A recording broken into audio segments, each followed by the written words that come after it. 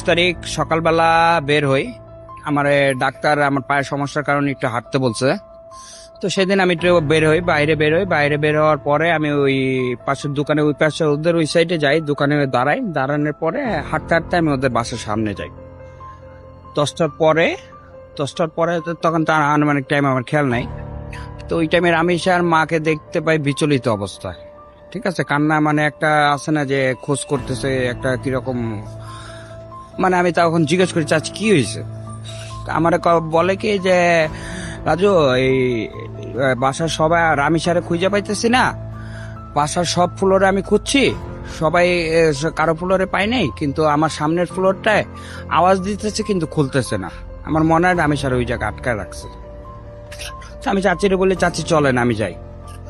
আমি ওই টাইমে যাই, যাওয়ার পরে আমি ওই জায়গায় আওয়াজ দেই, অনেক গেট লক করা, আওয়াজ দেওয়ার পরে তারা গেট কেউ খুলে না, কিন্তু ভিতর থেকে শব্দ পাইতেছে, আমি একটা মহিলার কণ্ঠ শুনতেছি, একটা ছেলেরও কণ্ঠ শুনতেছি, কিন্তু তারা দরজা খুলে না। আমি অনেক রিকোয়েস্ট করি, এক পর্যায়ে কিছুক্ষণ পর আর বাবা আসে হাতুড়ি নিয়ে। হাতুড়ি আসার পরে গোল হ্যান্ডেল লকটা বাড়ি মারার পরে গোল হ্যান্ডেল লকটা খুলে যায়, কিন্তু লকটা যে করা সেই লকটা ভাঙে নেয়, শুধু হ্যান্ডেলটা ভাঙে গেছে।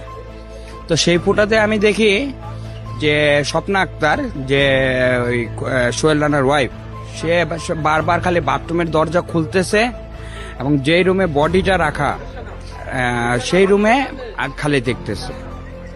আমি তার অনেক রিকোয়েস্ট করি, এক পর্যায়ে আমি একটা ছোট ভিডিও করি, যেটা আমি তদন্ত অফিসার সবাই দিয়েছি, আদালতে এটা হয়েছে। তো খুলে না, খোলার পরে অনেক রিকোয়েস্ট করি, খুলে না। খোলার পরে আমি চাচারে বলি কি চাচা আনেন, সেনি আনেন বা সাপল আনেন, এছাড়া খুলবো না।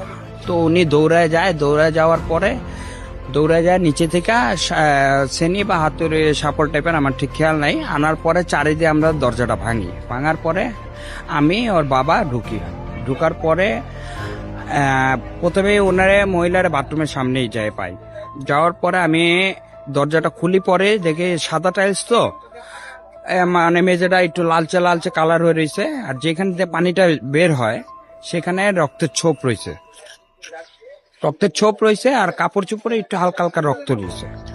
তা আমি তখন জিজ্ঞেস করি মহিলারে যে এই রক্ত কিসের, সে বলে জানি না।